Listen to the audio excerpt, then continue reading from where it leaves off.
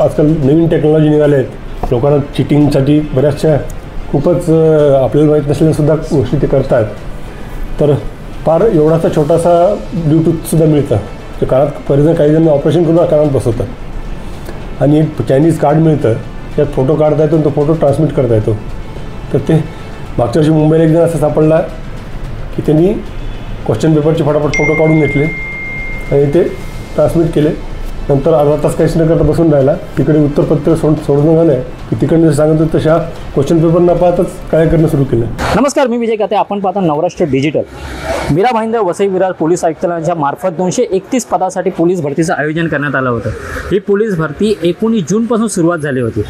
पहिल्यांदा सुरुवातीच्या पहिल्याच दिवशी मुसळधार पावसामध्ये ह्या पोलीस भरतीला कुठेतरी व्यत्यय आलं होतं, पण ही पुढे भविष्यामध्ये पोलीस आयुक्तालयाच्या मार्फत एवढी चांगली तयारी करण्यात आली की या पोलीस भरतीमध्ये कुठलंच विघ्न आलं नाही आणि आलेल्या उमेदवारांची जी ग्राउंड परीक्षा होती, जी मैदानी परीक्षा होती, अगदी व्यवस्थितपणे पार पडलेली आहे.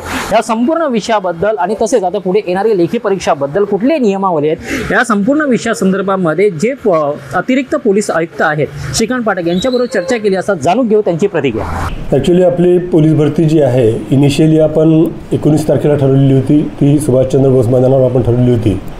पण आपल्याला माहिती आहे 19-20 खूप जोरदार पावसामुळं सुभाषचंद्र बोस मैदान खूपच मोठ्या प्रमाणात पाऊस साचल्यामुळं आपल्याला तिथलं कॅन्सल करायला लागलं. त्यानंतर आपण अल्टरनेट मैदान जे आहे बेवर्ली पार्कचं ते मैदान आपण महापालिकेचं सिलेक्ट केलं आणि महापालिकेने सुद्धा आपल्याला परवानगी दिली तिथं कंडक्ट करण्याची. तिथंसुद्धा बऱ्याच अरेंजमेंट करणं आवश्यक होतं भरती चांगल्या होण्यासाठी. त्यामुळे आम्ही 19ची भरती पुढे ढकलून 25 तारखेला आम्ही भरती ती सुरू केलेली आहे. या भरतीसाठी इनिशियली अर्ज जे आले होते ते 8,423 अर्ज आम्हाला प्राप्त म्हणजे महाआयटीला प्राप्त झाले होते. त्यातले जवळपास 374 लोकांनी दोन ठिकाणी अर्ज भरल्यामुळे त्यांचे महाआयटीनेच नावं कट केले. अशा रीतीने आमच्याकडे टोटल जवळपास 8,049 ॲप्लिकेशन्स आमच्या शेवटी राहिलेत. त्यात 1523 महिला होत्या आणि इतर पुरुष होते.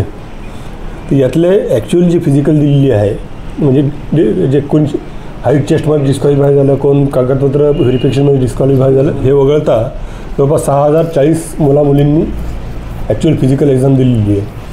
या फिजिकल एक्झामसाठी आपण तुम्ही सगळ्यांनी बघितलं म्हणजे फोटोग्राफसुद्धा तुम्हाला शेअर केलेले आहेत. आपण ज्यावेळी मैदान सिलेक्ट केलं हे बेवर्ली पार्कचं त्यावेळी तिथंसुद्धा परिस्थिती फार काही चांगली नव्हती आणि आम्ही त्यामुळं पूर्ण मैदान म्हणजे 100 मीटर आणि गोळाफेक आणि रजिस्ट्रेशन ज्या ठिकाणी रजिस्ट्रेशन आहे त्या ठिकाणी बायोमेट्रिक आहे, ज्या ठिकाणी त्यांचे डिटेल्स पाडण्यात आले हे सर्वच आम्ही वॉटरप्रूफ करून घेतलं होतं. स्पेशली 100 मीटर आणि गोळाफेक जिथं आहे तर तो जो VIP विजिटसाठी जो AC टेंट उभारतो तो टेंट आपण उभारून तिथं हे केलेलं आहे. तिथं ट्रॅकसुद्धा आपण पावसामुळे काही अडथळा येऊ नये म्हणून आपण सिंथेटिक ट्रॅक विशेषतः विकत घेऊन आपण सिंथेटिक ट्रॅक हा घेतला आणि हे सर्व ग्राउंड जे आहेत 100 मीटर असेल, गोळाफेक असेल किंवा 1600 मीटर पावसामुळे 1600 मीटर आपल्याला रस्त्यावर घ्यायला लागली आणि ती सगळीकडे पूर्ण महाराष्ट्रात सगळीकडेच रस्त्यावर झालेली आहे. पावसामुळे ग्राउंडवर घेणं कुठंच शक्य नव्हतं. अगदी बरोबर आहे. परवा आम्हाला 3 लोक सापडलेत म्हणजे आम्ही तिथं आमची अँटी नार्कोटिक्सची टीम ठेवली होती गेटवर, जे आल्यावर मुलांचं चेकिंग करतील, त्या बॅगचं चेकिंग करतील. ते चेकिंग करत असताना परवा आम्हाला 3 मुलं आढळले की ज्यांच्याकडे सिरिंज आणि ते परफॉर्मन्स एनहान्सिंग जे आपलं स्टेरॉइड्स असतात ते मिळालेत. तर परवा त्यांच्याविरुद्ध एक गुन्हा दाखल झाला आणि काल एक मुलगा प्रत्यक्ष घेताना आम्हाला सापडला तर त्याच्यावर एक गुन्हा, असे 2 गुन्हे मीरा रोडला आपण दाखल केलेले आहेत. शक्यतोवर फ्री फेअर आणि ट्रान्सपरंट भरती होईल यासाठी आपण भरपूर अरेंजमेंट केल्या होत्या. CCTV असेल, व्हिडिओ शूटिंग असेल आणि एव्हरीथिंग वॉज ॲब्सोल्युटली ट्रान्सपरंट आणि मार्क तिथल्या तिथं मुलांना सांगितले जात होते. त्याची प्रत्येक इव्हेंटवर मार्क त्यांना सांगितलं होतं की तुम्ही असं परफॉर्मन्स आहे तुम्हाला इतके मार्क पडले आणि त्या ठिकाणी प्रत्येकाची आपण सहीसुद्धा घेतली आहे जेणेकरून कोणाला कन्फ्युजन नको नंतर की माझे कमी झाले किंवा जास्त झाले. तर आता हे सर्व प्रोसिजर जी आहे ही आज आपली फिजिकल जी प्रोसिजर ही पूर्ण संपलेली आहे. आता आम्ही उद्यापर्यंत जे आपला क्रायटेरिया आहे या 6,040 लोकांनी जी परीक्षा दिली फिजिकल दिली यातले एकाच 10 प्रमाणे आपण लेखी परीक्षेसाठी बोलवतो. एका पोस्टसाठी 10 मुलं, साधारणतः 2,231 आपल्याकडे पोस्ट आहेत. 2,310 मुलं होतात ते. परंतु कधी कधी कसं असतं शेवटचे जे गुण असतात ते एकसारखे गुण असलेले बरेच लोक निघतात म्हणजे 100-150 असे निघतात की जे सगळ्यांना सारखेच गुण असतात. त्यांनासुद्धा आपल्याला संधी द्यायला लागतं. मग माझा असा अंदाज साधारण 2500पर्यंत मुलं आपले याला राहतील लेखी परीक्षेला. तर ती लेखी परीक्षेचं आपलं नियोजन केलेलं आहे.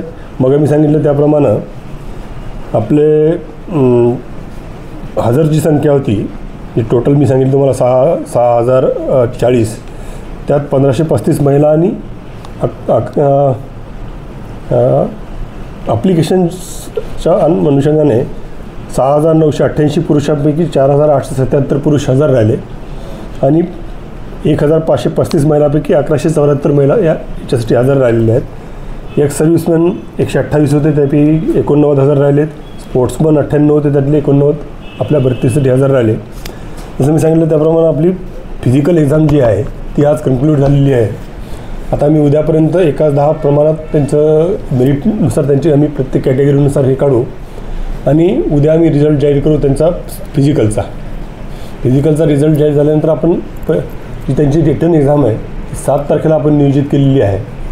ती आपलं तिवारी कॉलेज जे आहे आम्ही बऱ्याच ठिकाणी शोध घेतला, पण एकाच ठिकाणी साधारणतः 2,500 मुलं बसतील अशी कॅपॅसिटी कुठं असेल. कारण आता आम्ही जनरली ग्राउंडवर ओपन ग्राउंडवर लेखी घेतो, परंतु आता पावसामुळे ते काही शक्य नाही. आपल्याकडे एवढा मोठा हॉलसुद्धा कुठला उपलब्ध नाही की जिथं आपण इतक्या मुलांची परीक्षा घेऊ शकतो. त्याच्यामुळे आम्ही तिवारी कॉलेजमध्ये नियोजन केलं. आम्ही सगळेजण 2दा ते जाऊन आलो आहे.